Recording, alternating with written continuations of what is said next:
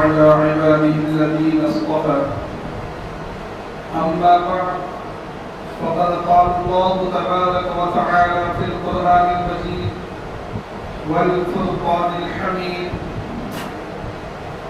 فأعوذ بالله من الشيطان الرجيم بسم الله الرحمن الرحيم إن الحكم إلا لله وعن النبي صلى الله عليه وسلم قال لا يؤمن أحدكم حتى يكون هواه تبعا لما جئت به أو كما قال عليه الصلاة والسلام. میرے محترم بزرگوں اور دوستوں اور عزیز ساتھیوں، اللہ تبارک و تعالیٰ کا بہت ہی بڑا کرم ہے، احسان ہے کہ اللہ تبارک و تعالیٰ نے ہمیں اشرف المخلوقات بنا کر بھیجا۔ تقریباً 18,000 مخلوقات میں سے اللہ تبارک و تعالیٰ نے ہمیں انسان بنا کر بھیجا، کرامت کا تاج پہنایا۔ یہ اللہ تبارک و تعالیٰ ہی کا احسان ہے۔ لیکن میرے محترم بزرگوں دوستوں، ہم یہ نہ سمجھیں کہ جو زندگی ہمیں مل چکی ہے، جو زندگی ہم جی رہے ہیں، بس یہی ایک زندگی ہے اور اللہ تبارک و تعالیٰ نے بس ہمیں ایسا ہی پیدا کر دیا۔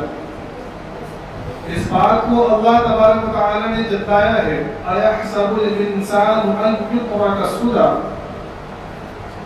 کہ کیا انسان یہ سوچتا ہے، یہ سمجھتا ہے کہ اللہ نے اس کو بیکار پیدا کیا، اس کو کوئی کام نہیں ہے، یا بس یہی زندگی ہے، اس کے بعد کی زندگی نہیں ہے؟ تو میرے محترم دوستو، ایسا نہیں ہے۔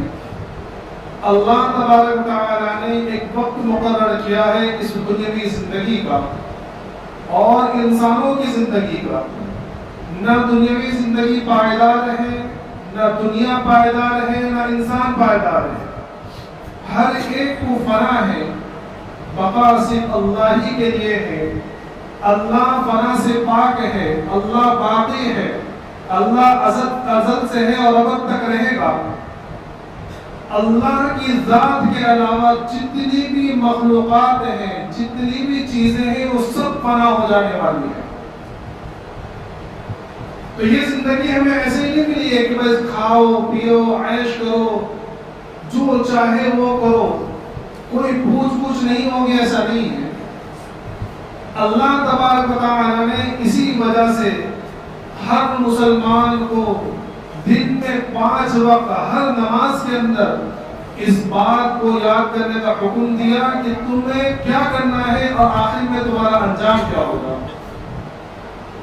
سورہ فاتحہ ہم پڑھتے ہیں تو کیا پڑھتے ہیں کسی آیت میں؟ مالک یوم الدین، کہ اللہ یوم جزا کا مالک ہے، روز جزا کا مالک ہے۔ کیا مطلب؟ کہ ایک دن ایسا آئے گا کہ انسان کو اپنی ہر کام کا، ہر عمل کا حساب دینا ہوگا، ہر بول کا حساب دینا ہوگا، اور اس سے کوئی مفر نہیں ہے، کوئی بچ نہیں سکتا۔ اللہ تبارک و تعالیٰ نے ارشاد فرمایا اذ يتلقى المتلقيان عن اليمين وعن الشمال قعيد ما يلفظ من قول الا لديه رقيب عتيد، کہ انسان کے دائیں اور بائیں ایک اللہ کی طرف سے نگراں موجود ہیں۔ جو وہ بولے گا، جو الفاظ وہ زبان سے نکالے گا، اچھے ہو برے ہو، جو عمل وہ کرے گا، اچھا ہو برا ہو، جو کچھ وہ دنیا کے اندر کرے گا، ساری کی ساری چیز ایک اعمال نامے کے اندر لکھی جا رہی ہیں۔ وہ نگراں فرشتے اس کی ایک ایک چیز کو لکھ رہے ہیں، اور پھر قیامت کے اندر اس روز جزا میں، اس حساب والے دن میں اللہ تبارک و تعالیٰ کے سامنے ایک ایک چیز کا حساب دینا ہوگا، اور سارے اعمال اس کے سامنے ہوں گے۔ وَوَجَدُوا مَا عَمِلُوا حَاضِرًا، جو کچھ اس نے کیا ہوگا وہ سارا کا سارا وہاں موجود ہوگا۔ وَلَا يَظْلِمُ رَبُّكَ أَحَدًا، اور اللہ اور تمہارا رب جو ہے کسی کو ظلم نہیں کرتا کہ جو عمل کیا تھا وہ نہیں لکھا، یا جو عمل نہیں کیا تھا وہ لکھ دیا۔ اگر اچھا عمل کیا ہوگا تو اچھا لکھا ہوا ہوگا، اور اگر برا عمل کیا ہوگا تو برا لکھا ہوگا۔ یہ اللہ کی طرف سے صاف صاف اعلان ہے۔ ولا يظلم ربك احد۔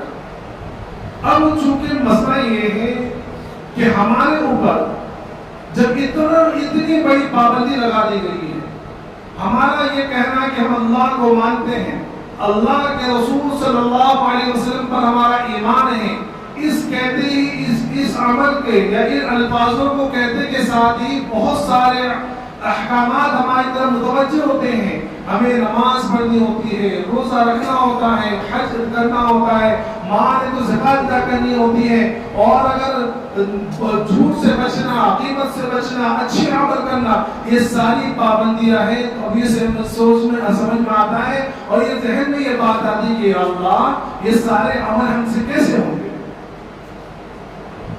تو اللہ تبارک و تعالیٰ نے اس پر عمل کرنے کا طریقہ بتایا۔ کیا طریقہ بتایا؟ آگے ہم سورہ فاتحہ میں روزانہ کیا پڑھتے ہیں؟ ایاک نعبد و ایاک نستعین، کہ اللہ ہم تیری ہی عبادت کرتے ہیں اور تجھ ہی سے مدد مانگتے ہیں۔ عام طور پر ہمیں جو غلط فہمی ہوتی ہے کہ ہم سمجھتے ہیں ایاک نعبد، ہم تیری ہی عبادت کرتے ہیں، تو بس ہم نے نماز پڑھ لی، روزہ رکھ لیا، زکات ادا کر لی، حج کر لیا، بس ہمارا فریضہ ادا ہو گیا۔ حالانکہ معاملہ یہاں تک نہیں ہے۔ ایاک نعبد، ہم تیری ہی عبادت کرتے ہیں، کیا مطلب؟ ہم نے تیری غلامی اختیار کر لی، ہم تیرے بندے محض ہیں۔ کہ بندے محض اس کو کہتے ہیں جس کی نہ خواہش خود کی ہو، نہ ارمان خود کی ہو، نہ مال خود کا ہو، نہ جان خود کی ہو، نہ اس کے اوقات خود کے ہو، ساری کی ساری چیزیں اس کی آقا کی ہو۔ مطلب یہ ہے کہ ایک ایمان والا جب ایمان لاتا ہے اور ایک مسلمان جب مسلمان بنتا ہے اور وہ لا الہ الا اللہ کا اقرار کرتا ہے، تو ساتھ ہی میں اقرار کرتا ہے کہ اللہ اب یہ غلامی میری صرف تیرے لیے ہے، اطاعت تیرے لیے ہے، حکم صرف تیرا چلے گا، تیرے علاوہ نہ کسی کی اطاعت ہوگی نہ کسی کی غلامی ہوگی۔ تو دنیا کے اندر اطاعت صرف اللہ ہی کی کرنا ہے، اللہ کے حکم کو مقدم رکھنا ہے، اللہ کے حکم کو ہر جگہ، ہر حال میں، ہر ماحول میں، ہر طریقے سے اللہ کے حکم کو اپنے سے مقدم رکھنا ہے۔ یہاں بہت سارے غلط فہمی ہو جاتی ہے کہ دیکھو دنیا میں اللہ کے رسول صلی اللہ علیہ وسلم کی بہت ساری احادیث ہیں۔ بیوی کے لیے حدیث ہے کہ تم شوہر کی اطاعت کرو۔ اب شوہر بیوی یہ سوچے کہ ہمیں اللہ کی طرف سے اطاعت کا حکم ہے۔ اب کیا ہوتا ہے کہ بہت سارے عمل ایسے ہوتے ہیں جو ناجائز ہوتے ہیں، لیکن عورتیں کیا کہتی ہیں کہ انہوں نے کہا تھا میرے شوہر یہ چاہتے ہیں اس لیے میں کروں، میرے شوہر یہ چاہتے ہیں اس لیے میں نے یہ کام کیا، میرے شوہر چاہتے ہیں کہ میں پردہ نہ کروں، میرے شوہر یہ چاہتے ہیں کہ میں فیشن کر کے باہر نکلوں۔ تو میرے محترم دوستو، اس کی رکاوٹ آقا مدنی محمد عربی صلی اللہ علیہ وسلم نے کھڑی کر دی اور فرمایا لا طاعت لمخلوق فی معصیت الخالق، کہ اللہ کی نافرمانی میں کسی مخلوق کی اطاعت نہیں کی جائے گی۔ وہ حکم دینے والا یا شوہر ہے، یا حکم دینے والا باپ ہے، یا حکم دینے والی ماں ہے، یا حکم دینے والا استاد ہے، یا حکم دینے والا حاکم ہو، یا حکم دینے والا امیر ہو، یا حکم دینے والا آقا ہو، دنیا کا کوئی بھی شخص اگر کوئی ایسا حکم دے رہا ہے جو اللہ کی نافرمانی کا راستہ بتا رہا ہے تو ایسے حکم کی اطاعت نہیں کی جائے۔ یہ آج ہم دین سے جو بھٹکے ہوئے ہیں، یہاں اس کی سب سے بڑی وجہ یہی ہے کہ ہم یہ سوچتے ہیں کہ بھئی اللہ کے رسول نے تو فنا کی اطاعت کا حکم دیا، اللہ کے رسول نے تو ماں باپ کی اطاعت کا حکم دیا، لیکن میں نے بتایا کہ اللہ کے رسول صلی اللہ علیہ وسلم نے ساتھ میں یہ بھی فرما دیا کہ ساروں کی اطاعت جب کی جائے گی جب وہ اللہ کی اطاعت کا حکم دے گی، اور اگر اللہ کی نافرمانی کا حکم دیا تو کسی کی اطاعت نہیں کی جائے گی، چاہے وہ کتنا بھی بڑا ہو، وہ کتنے بڑے مرتبے والا ہو، کتنے بڑے درجے والا ہو، اس کی اطاعت نہیں کی جائے گی۔ اس لیے آپ صحابہ کرام کے واقعات کو اٹھا کے دیکھ لیجئے کہ قرآن کریم میں والدین کی اطاعت کا کتنا حکم دیا گیا ہے کہ اللہ تبارک و تعالی نے والدین کی اطاعت کو اپنی عبادت کے ساتھ جوڑا ہے۔ اللہ تعبدوا الا اللہ وبالوالدین احسانا، کتنی جگہ ہے کہ اللہ کی اطاعت، اللہ کی عبادت کرو، اللہ کے ساتھ کسی کو شریک نہ کرو اور والدین کی فرمانبرداری کرو۔ لیکن ایسے واقعات قرآن حدیث کے اندر ملتے ہیں کہ صحابہ کرام جب ایمان لے کر آئے تو ایسا ہی واقعہ ملا ہے کہ ماں نے قسم کھا لی کہ اب جو ہے کھانا نہیں کھاؤ گی۔ ایک بڑے درجے کے صحابی عشر مبشرہ میں سے ہیں حضرت سعد بن ابی وقاص رضی اللہ تعالی عنہ، بڑے اونچے درجے کے صحابی ہیں۔ جب ایمان لے کر آئے تو ان کو اپنی والدہ سے بڑی محبت تھی، بڑا پیار کیا کرتے تھے، اور والدہ کو بھی ان سے بڑا پیار تھا۔ جب یہ ایمان لے کر آئے تو والدہ نے پھر سمجھایا کہ بھئی تم کیا کر رہے ہو، تم اپنے دین کو چھوڑ کر دوسرے مذہب میں جا رہے ہو، تو بہت غلط کر رہے ہو، بہت سمجھایا۔ لیکن چونکہ ایمان لا چکے تھے، جب ماں نے دیکھا کہ بھئی یہ پھر نہیں سکتا تو قسم کھا لی کہ جب تک تو ایمان سے نہیں پھرے گا کھانا نہیں کھاؤں گی۔ اب بڑے پریشان ہوئے۔ ایک روایت میں آتا ہے کہ دوسرے صحابی کی ہے، وہ اللہ کے رسول صلی اللہ علیہ وسلم کے پاس پہنچے کہ یا رسول اللہ اس سے معاملہ ہے، تو یہ آیتیں نازل ہوئی وَوَصَّيْنَا الْإِنسَانَ بِوَالِدَيْهِ إِحْسَانًا، اللہ رب العزت نے والدہ کے احسان کو بتلایا، لیکن ساتھ میں ارشاد فرمایا فَلَا تُطِعْهُمَا وَصَاحِبْهُمَا فِي الدُّنْيَا مَعْرُوفًا، کہ اگر وہ تجھے اللہ کے ساتھ شریک کرنے کا حکم دے، اللہ کے ساتھ شرک کرنے کا حکم دے، ایمان سے پھر جانے کا حکم دے، فَلَا تُطِعْهُمَا، تو کی اطاعت نہیں کی جائے گی۔ یہ ان لوگوں کے لیے ہے جن کا درجہ اللہ تبارک و تعالی نے اپنے بال میں رکھا ہے، سمجھنا ہے کہ جن کو یہ فرمایا کہ ان کی اطاعت کرنا ضروری ہے، لیکن جہاں اللہ کی نافرمانی کا معاملہ آ جائے تو وہاں والدین کی اطاعت بھی کرنا جائز نہیں۔ تو حضرت سعد بن وقاص رضی اللہ تعالی عنہ نے اپنی والدہ سے کہا کہ اماں جان تم کھانے کی بات چھوڑ رہی ہو، اگر تم کھانا نہ کھاؤ اور بھوک کی شدت سے تمہارا انتقال ہو جائے تو بھی میں ایمان سے نہیں کروں گا۔ جب ماں نے دیکھا کہ حالات ایسے تو کھانا شروع کر دیا۔ تو جہاں اللہ کی نافرمانی کا معاملہ آ جائے وہاں مخلوق کی اطاعت نہیں کی جائے، اور یہی وجہ ہے کہ آپ صحابہ کرام کے واقعات کو اٹھا کر دیکھیں، لیکن صحابہ کرام یہ ہمارے لیے آئیڈیل ہیں، نمونہ ہے۔ یہ وہ لوگ ہیں جن کو اللہ تبارک و تعالی نے ہمارے جیسوں کے لیے کھڑا کیا تھا کہ کل قیامت میں ہم جیسے نالائق اللہ کے سامنے کوئی ایسا عذر بیان نہ کر دے کہ جس کے بارے میں یہ کہے کہ اللہ مجھے حکمرانی کرنی تھی، اے اللہ میں تو غلام تھا، اے اللہ میں تو وزیر تھا، اے اللہ میں تو مالدار تھا۔ اگر ہم کوئی بھی عذر کر دے تو اللہ ایک نئے صحابی کو کھڑا کر دے گا۔ اگر ہم حاکم ہیں، بادشاہ ہیں، تو حضرت عمر بن خطاب رضی اللہ تعالیٰ عنہ جیسے بادشاہ کو ہمارے سامنے کھڑا کر دیں گے کہ جو آخری وقت ہے اور آخری وقت بھی نماز کے حالت میں ہو رہے ہیں۔ اگر ہم مالداری کو اللہ کے سامنے پیش کریں کہ اللہ ہمیں مالداری اور تجارت کی وجہ سے ہم سے نمازیں چھوٹتی تھی، ہم سے تیرے احکامات چھوٹتے تھے، ہم سے تیرے تو نے جو حکم کو دیا تھا وہ پورا نہیں کر پاتے تھے، تو اللہ تبارک و تعالیٰ حضرت عثمان غنی رضی اللہ تعالیٰ عنہ کے سامنے کھڑا کرے گا کہ تم اس سے زیادہ تو مالدار نہیں تھے۔ عبد الرحمن بن عوف رضی اللہ تعالیٰ کو کھڑا کرے گا کہ تم ان سے زیادہ مالدار نہیں تھے، تمہاری تجارت ان سے بڑی نہیں تھی۔ اور اگر ہم یہ کہیں گے کہ اللہ ہمیں ملازمت کی وجہ سے تیرے احکامات چھوڑنے کی نوبت آ گئی، ہم ملازمت کی وجہ سے تیرے احکام پورا نہ کر سکے، تو اللہ تبارک و تعالیٰ حضرت بلال حبشی رضی اللہ تعالیٰ کو کھڑا کر دے گا جو عرب کے اندر اس وقت کے غلام تھے۔ تو پتہ چلا کہ جہاں اللہ کی نافرمانی کا مسئلہ ہو وہاں کسی کی بھی اطاعت نہیں کی جائے گی، اللہ کے حکم کو سب سے مقدم رکھا جائے گا۔ دیکھو جس کو عادت لگ جاتی ہے کسی چیز کی لت کی، وہ چھوڑنا بڑا مشکل ہوتا ہے۔ جیسے کہ آپ کو چھوٹی چھوٹی چیز لت لگ جائے، کسی کو پان کی لت لگ جائے، سگریٹ کی لت لگ جائے تو چھوڑنا بڑا مشکل ہوتا ہے، بڑے پریشان ہو کے دل میں چھوٹتی نہیں ہے۔ اور اگر کسی کو شراب کی لت لگ جائے، اللہ تمام کو معاف فرما دے، اللہ تمام کی حفاظت کرے کہ ام الخبائث جس کے بارے میں اللہ کے رسول صلی اللہ علیہ وسلم فرمایا کہ کل رأس کل خطیئہ، تمام برائیوں کی جڑ ہے۔ کسی کو اس کی لت نہ لگے، لیکن اگر کسی کو اس کی لت لگ جائے تو کتنا چھوڑنا مشکل ہوتا ہے۔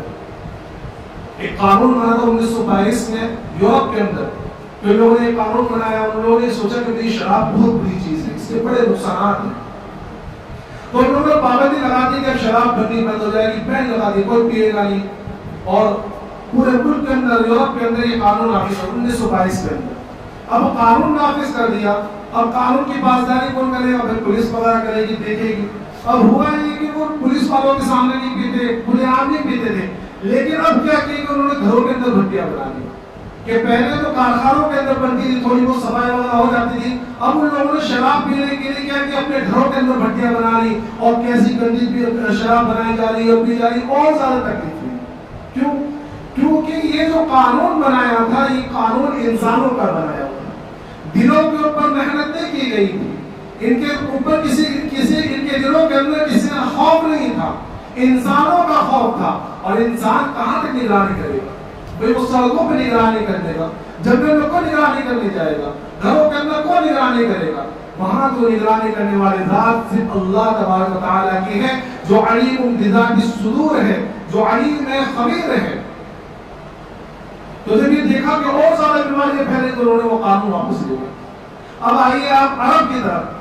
اللہ کے رسول صلی اللہ علیہ وسلم کی جس زمانے کے اندر بعثت ہوئی ہے تو عرب کے اندر اتنی زیادہ شراب پی جاتی تھی کہ گویا شراب عرب کی گھٹی میں پڑی ہوئی ہے. اتنی زیادہ شراب، جو جتنا زیادہ شرابی وہ اتنا زیادہ معزز سمجھا جاتا تھا. عرب کے اندر شراب کے 200 نام تھے.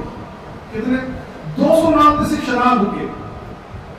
رات کی شراب کا نام الگ، صبح کی شراب کا نام الگ، شام کی شراب کا نام الگ، دوپہر کے نام کا شراب کا نام الگ، اور اگر شراب پانی کے ساتھ پی جاتی ہے اس کا نام الگ. جس شراب کے اندر شہد ملا کے پی جائے وہ شراب کا نام الگ، جس شراب کے اندر سرکہ ملا کے پی جائے اس کا نام الگ. 200 نام شراب کے رکھے ہوئے تھے. اتنی زیادہ شراب پی جاتی تھی.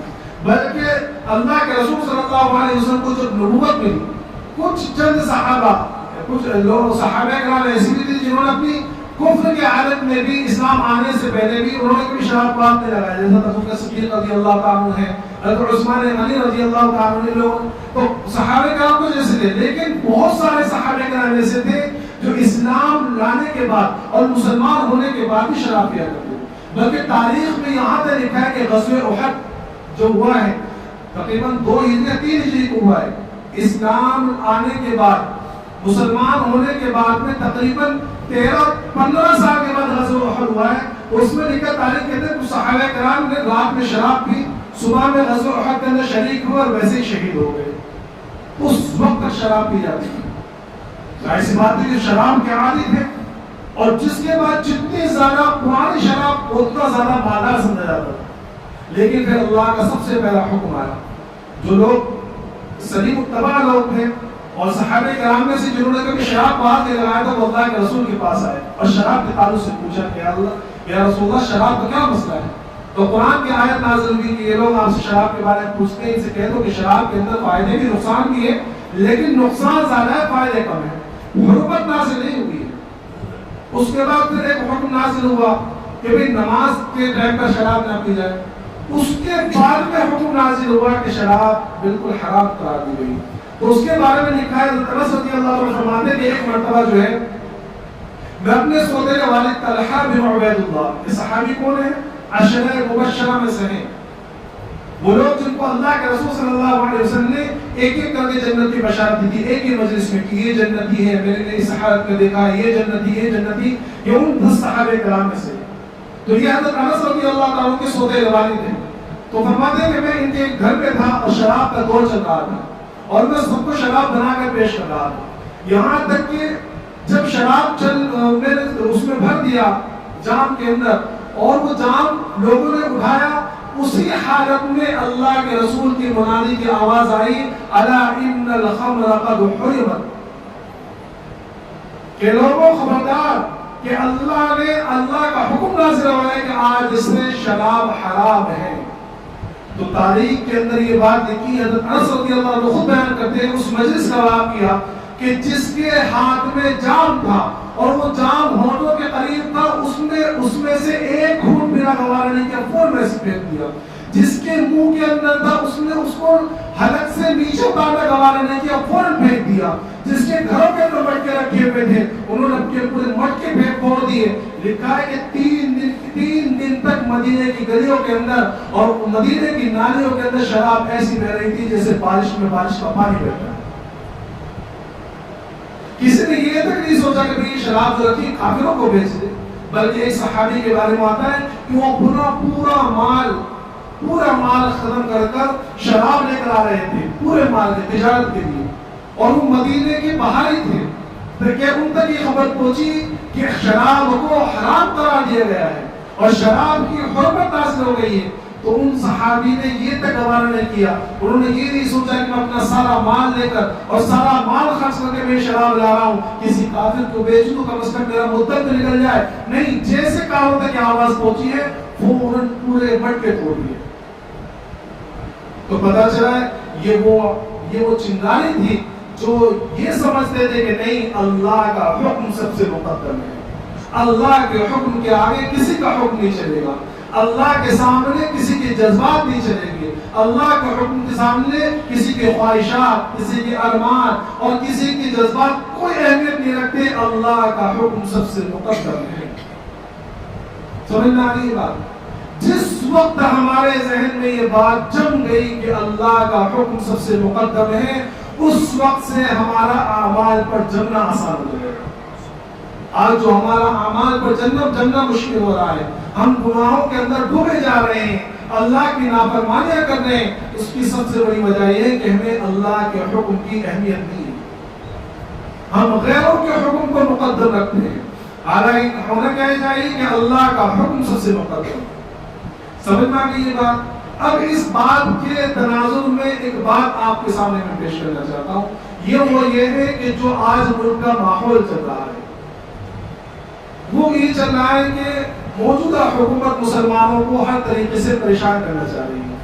وہ یہ چاہتی ہے کہ مسلمان اپنا تشخص برقرار نہ رکھ سکے اور مسلمان بظاہر مسلمان ہوں، وہ لباس سے بھی غیروں کی طرح ہو، ان کے اعمال بھی غیروں والے ہیں، ان کے عقیدے بھی غیروں والے ہیں. اس لیے انہوں نے ایک قانون پاس کرتے ہیں.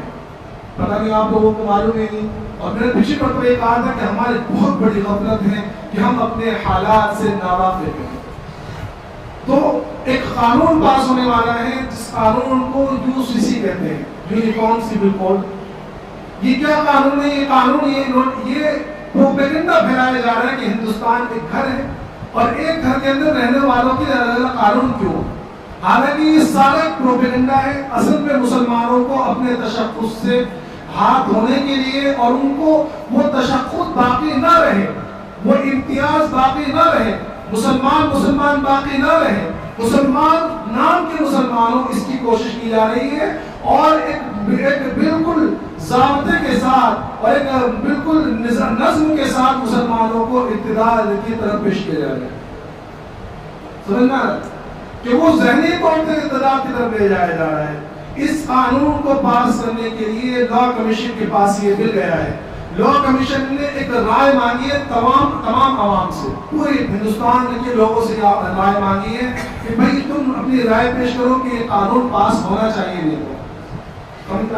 تو اس کے لیے جو جمعیت علماء ہند نے، مسلم پرسنل لا بورڈ نے ایک QR کوڈ اور ایک لنک پیج بنایا ہے کہ اس لنک پر جا کر ہمیں اپنا جو ہے جواب پیش کرنا ہے کہ ہم اس قانون کی مخالفت کرتے ہیں. اللہ تبارک و تعالی تمام معاملے کی توفیق عطا فرمائے.